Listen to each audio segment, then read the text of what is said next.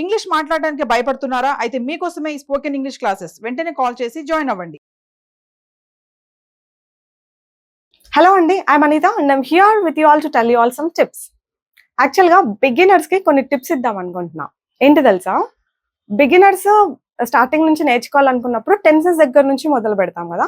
Tenses అంటే 12 ఉంటాయని చెప్పి 1 to 12 అన్నీ నేర్చుకొని ఏది రాకుండా కష్టపడుతూ ఉంటారు కదా.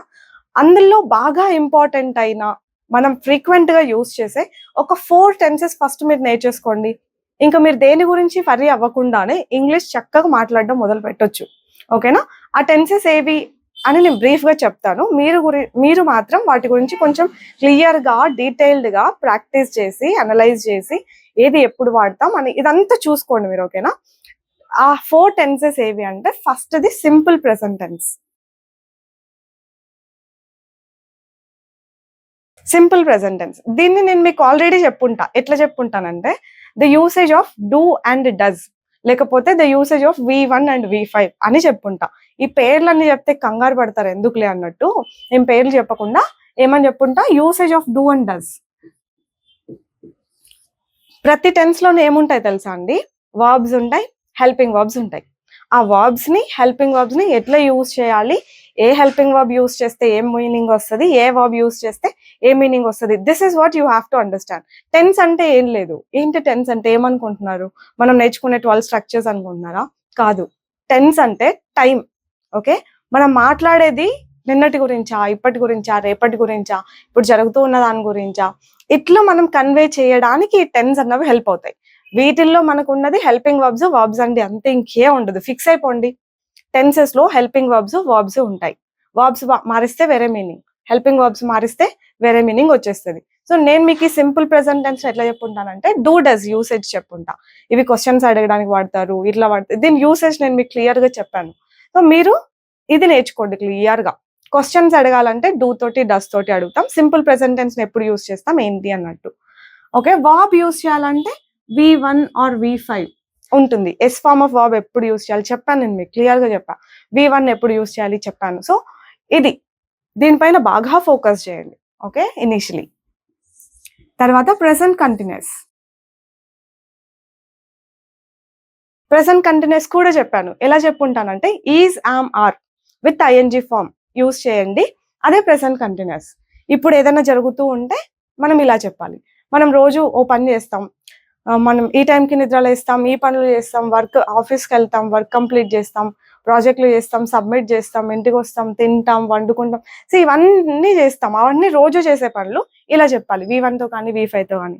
క్వశ్చన్ అడుగుతూ ఉంటే డూతో కానీ డస్తో కానీ అడగాలి. ఇక్కడ నేను చెప్పాను హెల్పింగ్ వర్బ్స్ ఇంకేం ఉండవు దీంట్లో అని. దీంట్లో ఉండే హెల్పింగ్ వర్బ్స్ ఏంటి అంటే is, am, are.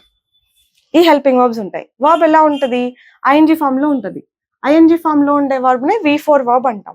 So present continuous అంటే ఇప్పుడు జరుగుతూ ఉండే యాక్షన్ ఈజ్, ఆమ్, ఆర్ ఉండాలి, వర్బ్ V4 లో ఉండాలి. దీని గురించి మీరు ఎన్ని ఎక్కువ ఎగ్జాంపుల్స్ రాసుకొని ప్రాక్టీస్ చేస్తే అంత క్లియర్ గా ఉంటుంది తప్ప ఇట్లా జస్ట్ ఎవరైనా కొన్ని పాయింట్స్ ఒక 10 minutes లెసన్ మాత్రమే చెప్పగలుగుతారు. మనం చేయాల్సిన పని after listening to something, after understanding something, మనం చేయాల్సిన పని ఇలా మోర్ ఎగ్జాంపుల్స్ ట్రై చేయడం, మోర్ వర్బ్స్ పెట్టి ట్రై చేయడం. V4 రావాలి అన్నాం, సో అన్నిటికీ V4 ఉంటుంది కదా, ప్రతి వర్బ్కి V4 ఉంటుంది కదా. I'm listening, I'm learning, I'm practising, I'm cooking, I'm watching, I'm shooting, I'm concentrating, I'm cooking. అంటే ఇప్పుడు నేను ఆ పని చేస్తూ ఉన్నట్టు. ఓకే, V1 వర్బ్ ప్రతిదీ ఇంకా V1 వర్బే కదా.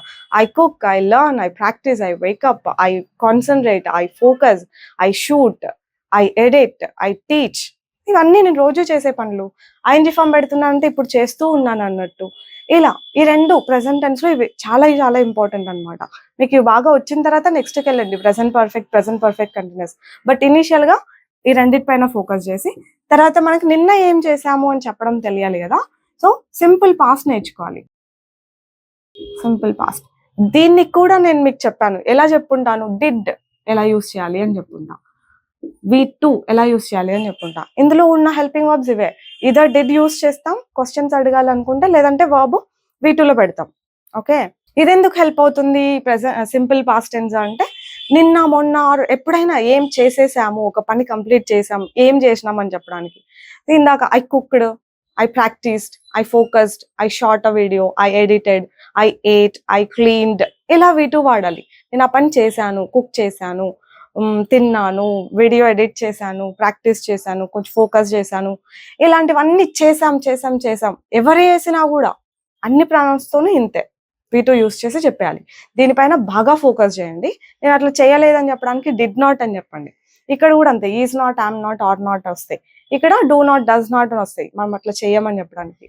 ఓకే, తర్వాత సింపుల్ ఫ్యూచర్ నేర్చుకోండి. ఇంకా past perfect continuous, seriously telling, అసలు నా లైఫ్లో ఎప్పుడు యూస్ చేయలేదు, అట్లాంటి అవసరం కూడా రాలేదు. ఓకే, బట్ నేర్చుకోవాలనుకుంటే నేర్చుకోండి, తప్పేం లేదు. కానీ నేను చెప్పేది ఇనీషియల్గా అక్కర్లేదు అని. స్టార్టింగ్ లోనే వాటి మీద పడేసి మనం ఇంకా అవి నేర్చుకోలేక ఇది అర్థం కాక ఇట్లా ఉండొద్దు. దాట్స్ వాట్ మై సజెషన్, నేర్చుకోవద్దని కాదు. ఓకే, తర్వాత సింపుల్ ఫ్యూచర్, విల్, V1, ఇందులో విల్ ఉంటుంది, V1 ఉంటుంది, ఇందులో డిడ్ ఉంటుంది, సెంటెన్సెస్ లో V2 ఉంటుంది, అంతే. ఇంకా విల్ మీకు చెప్పాల్సిన అవసరం లేదు. సింపుల్ ఫ్యూచర్ మనకు ఆల్రెడీ వచ్చు.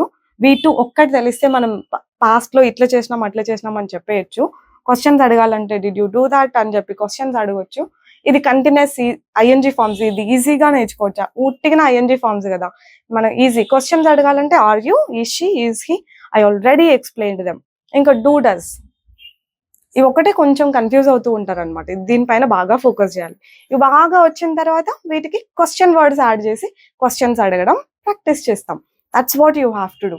అన్నిటినీ నేర్చుకొని ఏది అర్థం కాకుండా ఉండడం కంటే స్టార్టింగ్ లో వీటిపైన కాన్సన్ట్రేట్ చేయండి. మాక్సిమం ఇంగ్లీష్ అంతా ఇక్కడే ఉంటుంది. అర్థమైందా? ఇంకొకసారి చెప్పాలంటే ఓవర్ వ్యూ లాగా ఇవ్వాలి అని అంటే, ఈ టెన్సెస్ బాగా ఇంపార్టెంట్ అని చెప్పాను. ఎప్పుడు వాడాలి అని నేను మీకు ఆల్రెడీ ఎక్స్ప్లెయిన్ చేశాను. మహా అంటే 10 నిమిషాలు ఎక్స్ప్లెయిన్ చేసి ఉంటాము. But I want you to spend lot of time on it.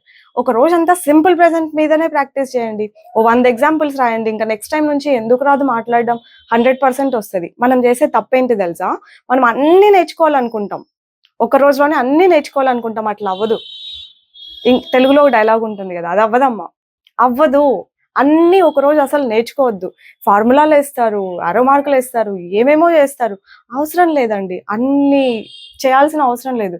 ఒక్కటి పర్ఫెక్ట్ గా ఒక్కటి నేర్చుకోండి. ఈ రోజు స్టార్ట్ చేశారంటే సింపుల్ ప్రెజెంట్ మీద డూతో డస్తో క్వశ్చన్స్ అడగడం రావాలి. V1, V5 యూస్ చేసి సెంటెన్సులు ఫామ్ చేయడం రావాలి. WH వర్డ్స్ యూస్ చేసి సెంటెన్సులు ఫామ్ చేయడం రావాలి. నేను అట్లా చేయను ఇట్లా చేయను అని చెప్పాలంటే డోంట్, డజంట్ యూస్ చేయడం రావాలి. ఇట్లాంటివి ప్రాక్టీస్ చేసేయండి. ఒక్కరోజు మొత్తం ఇదే. ఈరోజు మాట్లాడినా మొత్తం ఇవే మాట్లాడాలి. ఓకే, ఆలోచించినా ఇవే ఆలోచించాలి. అట్లా నెక్స్ట్ డే, టుమారో వీటిపైన ఎక్కువ మనం వర్కౌట్ చేయట్లేదు కానీ చేయండి. ఇంకా లైఫ్ లో మనకు డౌట్ రావద్దు. సో ఈజామర్ పెట్టి ING ఫామ్ పెట్టడం, ING ఫామ్ పెట్టడం, I am not, you are not, we are not అని నెగటివ్ సెంటెన్సులు ఫామ్ చేయడం. Are you, is she, is he, అట్లా I you listening, is she practising, are they going, అట్లా questions పెట్టి ING forms పెట్టడం. What are you, where are you, when are you, how are you, why are you అని చెప్పి ING ఫార్ములు పెట్టడం. అట్లా question words తో try చేయండి. ఓకేనా? ఎవరైనా ఇలా చేయండి అని గైడ్ మాత్రమే చేస్తారు. మీకు స్ట్రాంగ్ విల్ మీకు ఉండాలి, ఖచ్చితంగా చేయాలి కదా అన్నట్టు. అప్పుడు మాత్రమే మనం నేర్చుకోగలుగుతాం. నేను కూడా యూట్యూబ్ లో కొన్ని వీడియోలు చూసి చాలా నేర్చుకున్నాను. అందరూ 10 నిమిషాలు ఎక్స్ప్లెయిన్ చేసి ఉంటారు, కానీ మనం ఎంత ఎఫర్ట్స్ పెట్టినాం, మనం ఎంత చక్కగా విన్నాం అనేది మ్యాటర్ అనమాట. ఓకే, ఇక్కడ కూడా అంతే. ఇంకొక రోజు మొత్తం దీనికే టైం స్పెండ్ చేయండి. V2 గుర్తుపెట్టుకోవడం అంత ఈజీ కాదు ఇనీషియల్ గా. కొన్ని వాటికి ఈడీ వచ్చేస్తుంది, వాంటెడ్, ఇన్వైటెడ్, ఇట్లా కొన్నిటికి ఈడీ వచ్చేస్తుంది. కొన్నిటికి చేంజ్ ఉంటుంది కదా, ఏట్ అని, వెంట్ అని, టాట్ అని, ఫాట్ అని, రైట్? ఇట్లా V2 చేంజ్ ఉంటుంది కదా. అట్లాంటి వాటిపైన కొంచెం ఎక్కువ ఫోకస్ చేయాల్సి ఉంటుంది. మొత్తం ఒక డే ఆర్ ఇది వచ్చేంత వరకు ఇదే, ఇంకా నెక్స్ట్కి వెళ్ళకూడదు. అలా ఉండాలన్నమాట. దీనిపైన పెద్దగా వర్కౌట్ చేయక్కర్లేదు. ఇది మనకు చాలా ఈజీ. లేదు టఫ్ అనిపిస్తుంది అంటే దీనిపైన కూడా వర్కౌట్ చేయండి. ఒకటి ఏదైనా స్టార్ట్ చేసాం ఒక టెన్స్ అంటే అది వచ్చేంత వరకు వదిలిపెట్టకుండా ప్రాక్టీస్ చేయండి. అప్పుడు మాత్రమే సక్సెస్ అవుతాము. 12 టెన్స్లు నేర్చుకొని ఫార్ములాలు నేర్చుకోవద్దు, అసలు వేస్ట్. ఫార్ములాలు కాదు మీరు ప్రాక్టీస్ చేయాల్సింది. సబ్జెక్ట్ ప్లస్ V1 ప్లస్, ఎందుకు మీరు ఫార్ములాలు వెళ్ళి మాట్లాడతారా చెప్పండి? Okay, forget about formulas. మీరు నేర్చుకోవాలనుకుంటే నేర్చుకోండి. నాకైతే ఏ రకంగా హెల్ప్ అవ్వలేదు కాబట్టి నేను చెప్పాను. అది మీకు హెల్ప్ అవుతుంది నేర్చుకోవాలనుకుంటే it's up to you. But my suggestion is it's not the formula that you have to practise, it's the sentence that you have to practise. Okay, ఫార్ములాలు కాకుండా డైరెక్ట్ గా సెంటెన్స్లే ప్రాక్టీస్ చేయండి. అర్థమైందా? That's all what I wanted to say అండి. I hope this helps. I'll see you all later with another concept next time. Bye bye.